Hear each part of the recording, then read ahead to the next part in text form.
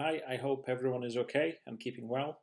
This is a short video to explain to the parents of Ysgol Bethel our proposal on how we will be operating from the 29th to the summer holiday.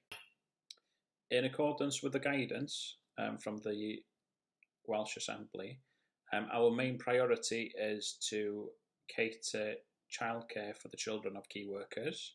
Our second priority is to deliver at least 2 days of education for every pupil before the summer holiday.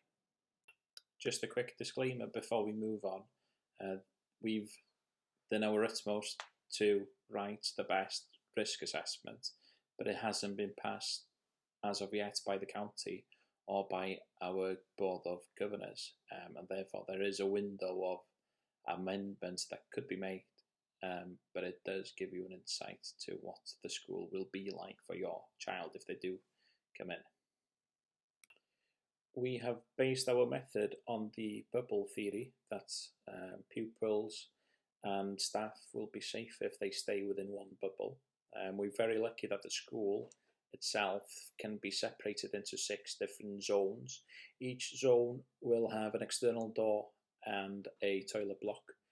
Nobody, not a pupil, not a member of staff, will be crossing over into different zones. They will be sticking to one zone throughout the day. Every child arriving school or leaving school must be accompanied by an adult.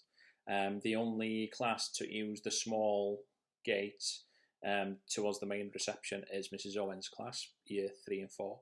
Everyone else will be using the double gates to gain access to the yard.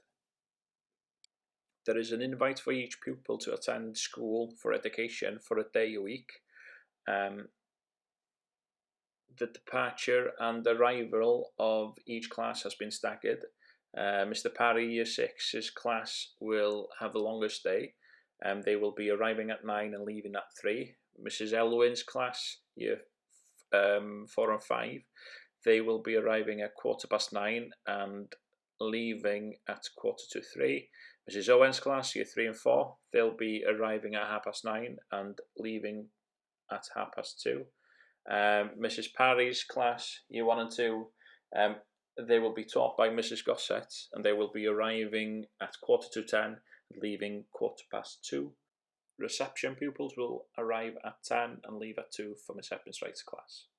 Gwynedd County made the decision not to cater for nursery children. There will be work set on Seesaw and Google Classroom for the rest of the children that remains home. The structure of our classes will be in foundation phase, reception class, and year 1 and 2 class. They will be no more than 5 pupils per day attending. Then for classes in Key Stage 2, year 3, 4, 5 and 6, there will be no more than 8 pupils within a class. This is a map of the school. That's the main gate for the main entrance, and this is the double gate for vehicles to gain access to the yard. We'll start with the eldest children of the school, our year 6, Mr. Parry's class. They will gain entrance to the yard from our double gates. They will walk through the yard right through, gain entrance through that door and into their class. They won't be going into any other rooms within the school except if they want to use the restroom. Their restroom, they'll have to follow the same footpath, the same corridor, and use the facilities in the nursery cabin on the field. The 8 pupils and Mr. Parry will have exclusive access to that classroom, to that corridor, to that external door, and to that toilet block, to ensure that they stay within the bubble. If we now go on to Mrs. Elwyn's class, year 4 and 5, they will gain access this way and then straight into this classroom. Their toilet block is located right here, and as similar to Year 6, nobody else will come into that classroom, that corridor, or that toilet block, and therefore they will be kept safely in a bubble. The next class is Mrs. Owen's class. They use a different route. They come in the normal way through the main gate, through the main small gate, through the main entrance, along the corridor, and then into this class. Their toilet block is located right here.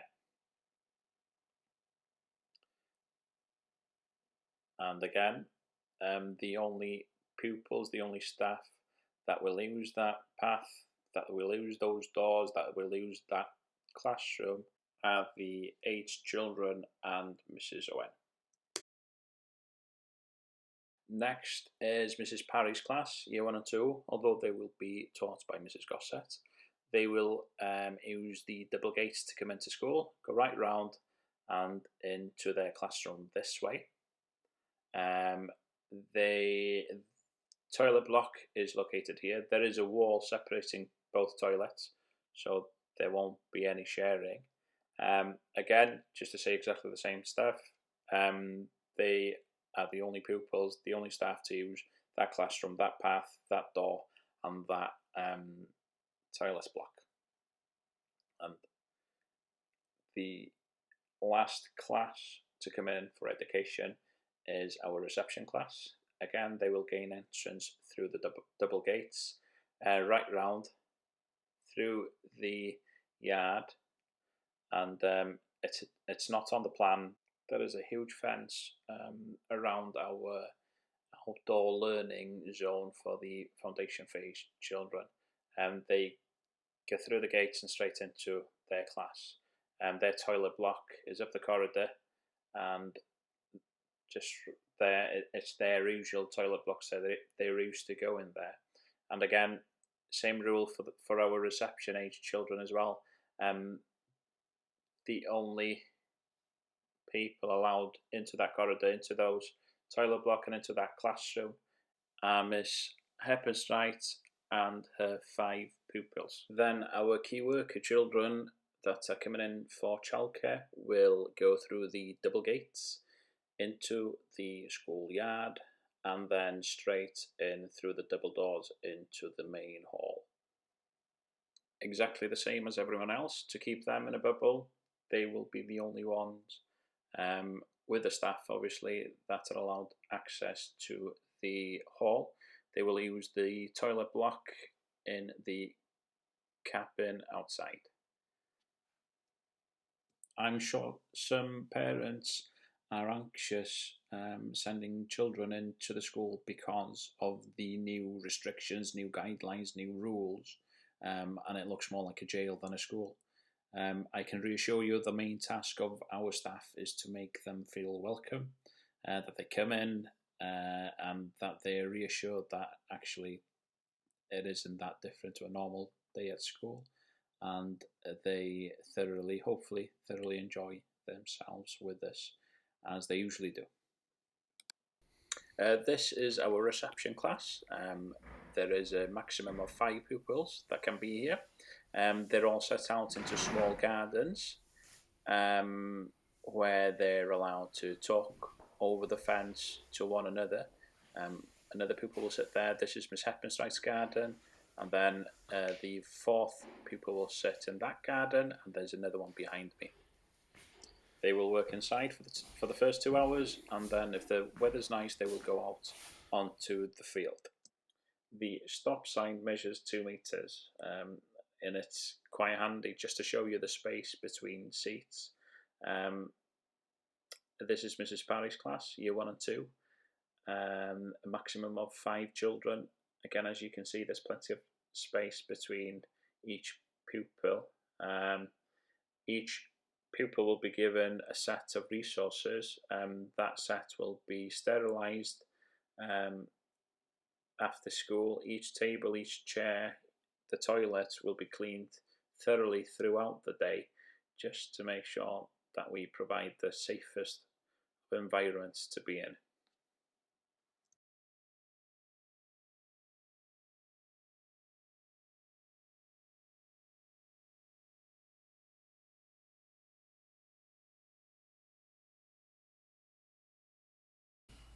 this is Mrs. Owen's class, year 3 and 4.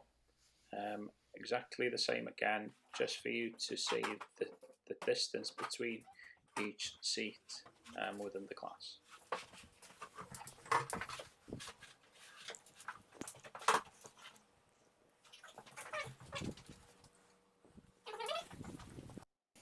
Then this is Mrs. Elwyn's class, year 4 and 5.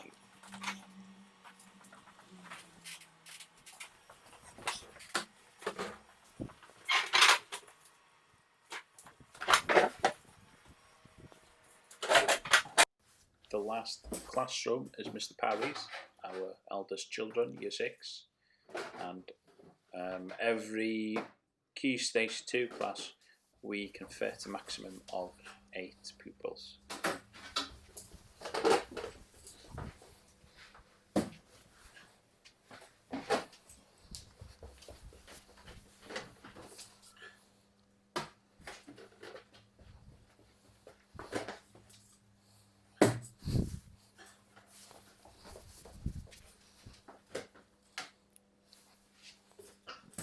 This is our school hall, and this is where our children of key workers will come, and they will be looked after by our teaching assistants.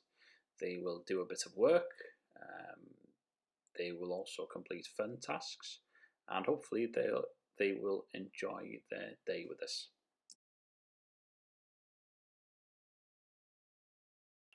Pupils will have to bring their own lunchbox. They will eat their food on their table in class. The main objective of each teacher, of each teaching assistant, is to look after the well-being of the children coming into school. Work will be posted as usual on Google Classroom and on Seesaw, so if you do decide not to send them in, then they can follow exactly the same educational path. For the parents who decide to send their children to school, I can promise you we'll do our utmost for them to enjoy the day, for it to be a positive experience, but also we'll keep them as safe as possible. For those who decide not to send them in, we'll remain in contact over our educational platform, and if we can be of any help, just let us know.